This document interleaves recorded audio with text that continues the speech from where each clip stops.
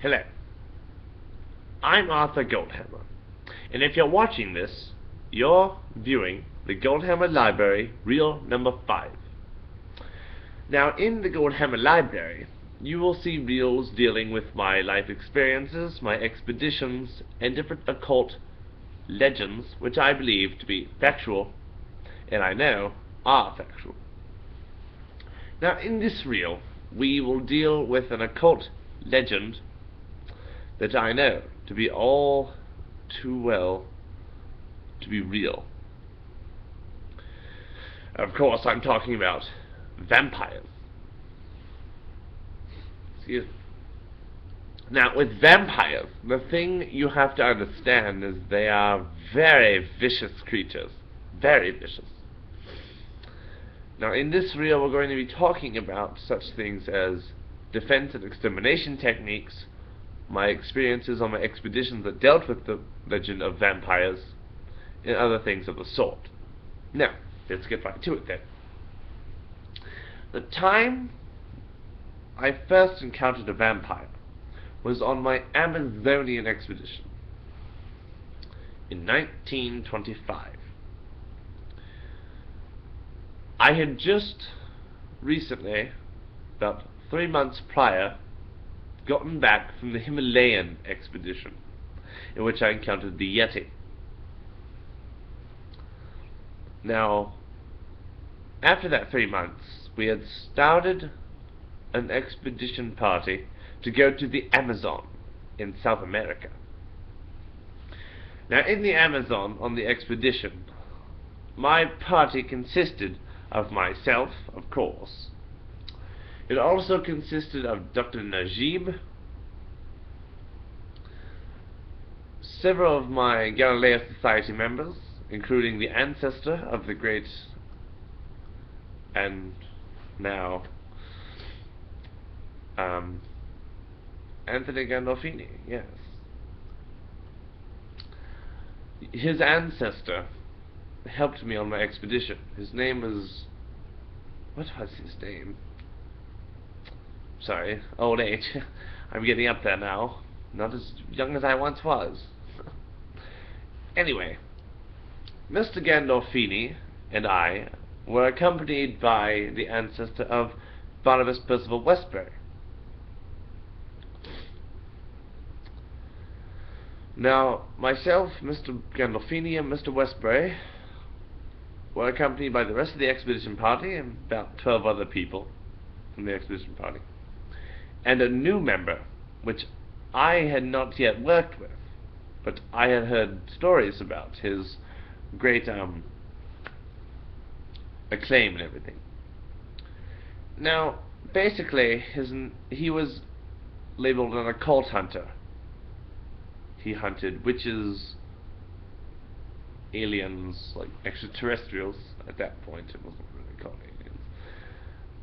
Cryptids from cryptozoological factors such as the Loch Ness Monster, Bigfoot, the Yeti, the Jersey Devil, the Chupacabra. But he also hunted vampires.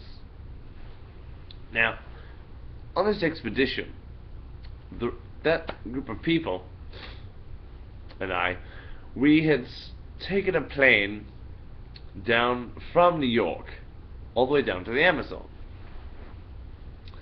Now, we were there for 3 months.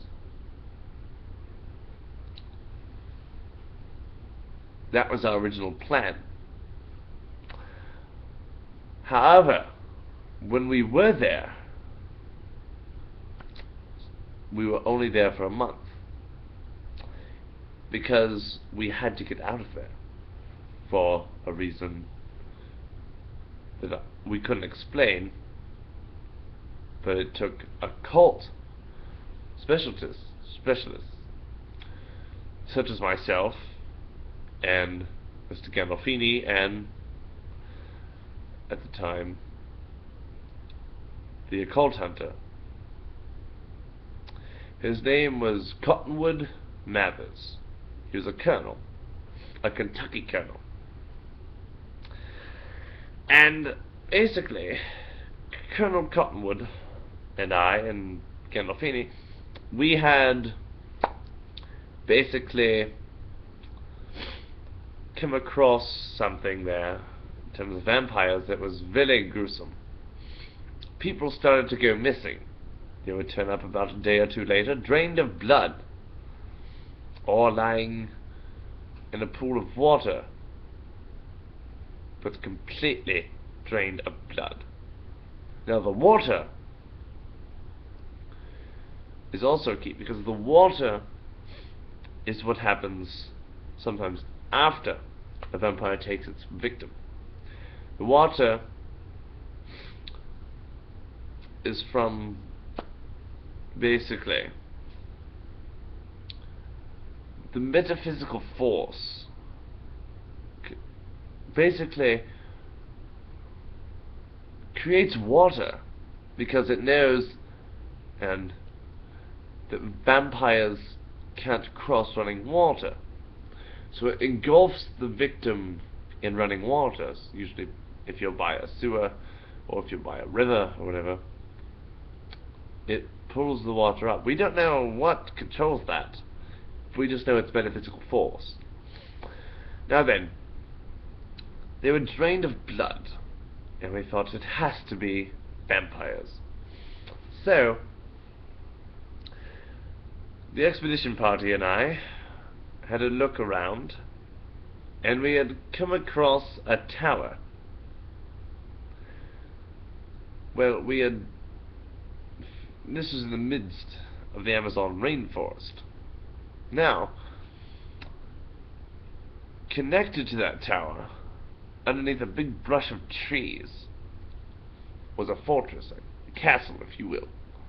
Small one, but the tower was rather large. There was a vampire held in there by the name of Baron Alistair Creval, who is now an enemy of the Galileo Society and the BPRD. Now, Baron Alistair Creval is a vicious vampire. He'll do anything to survive. Anything. Anything. Now, we had thought, well, it's just our luck. We run into a vampire, victims are being drained of blood, we didn't really know what to do. So, of course, Cottonwood, being the specialist, he goes in and tries to hunt the Baron. Well, you may have noticed the eye patch on Cottonwood. That's how he lost his eye. We don't know what happened exactly, since we weren't in there with him. But all I know is he lost his eye.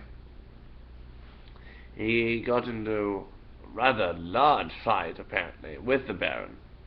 But the Baron was destroyed.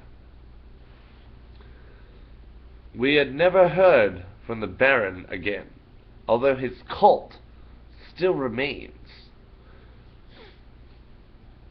It's called the Order of the Dragon. Now that same order relates to another famous vampire, Count Vlad Shepish III. Dracula.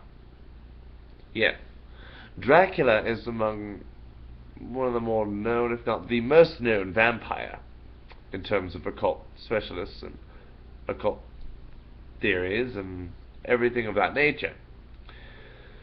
Now, Count Dracula, if you will, is an even more ruthless vampire. He's lived for centuries.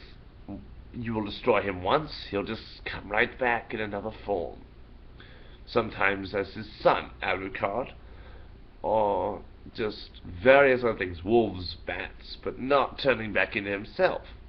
Well, if he does, sometimes he'll get stuck in between, so he's half bat, half human, or undead human. And basically, he's a terrible, evil, ruthless vampire. He'll do anything to survive, much like the Baron. Well, the Baron was a follower of Dracula. He wanted to resurrect him, because at the time, Dracula had already been exterminated off the coast of Germany, in Transylvania. Now in Transylvania, there are many vampire myths. The biggest is Dracula's. But I can assure you, and wholeheartedly assure you, that Dracula did and does exist.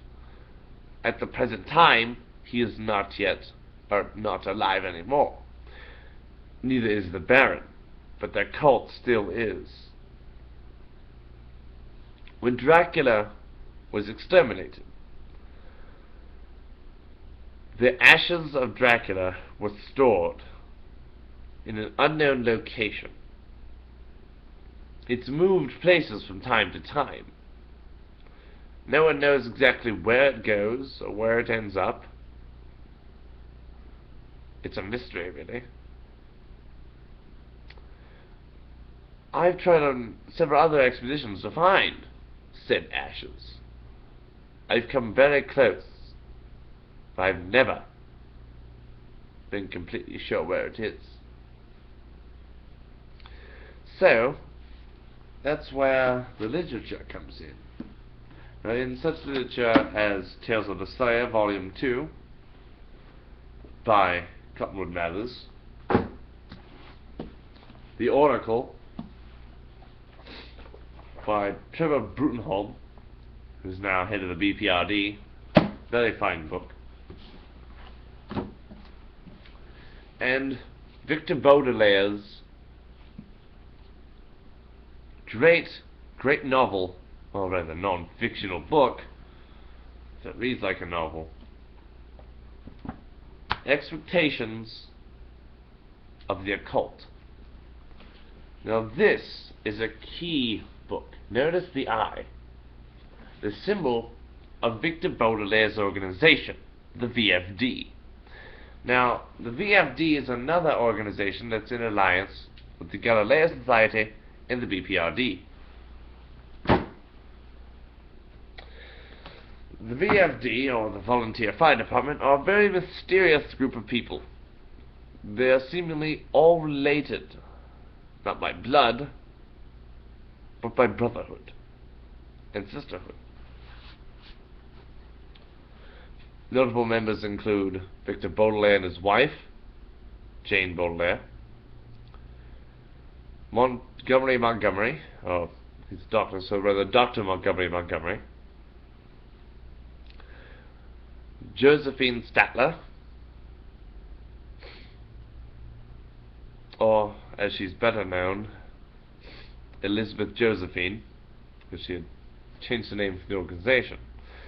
But there was one member who went incredibly mad, and they shunned him out of the society. His name was Count Olaf. Now, Count Olaf was shunned of the society, but is obsessed with the logo, if you will, or the symbol of this organization, the eye, which you see on the book. His whole house is decorated in these eyes. He even has the tattoo on his ankle. Now, Count Olaf is also in alliance with the Order of the Dragon and Baron Alistair Clerval. We don't know why or how, but he is.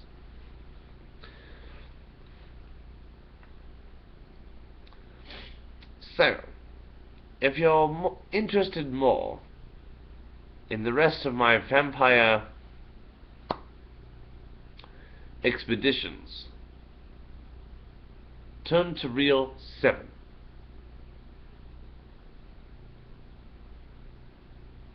If you're still watching this reel, please stay tuned for more. Until then, I'm Arthur Goldhammer, signing off.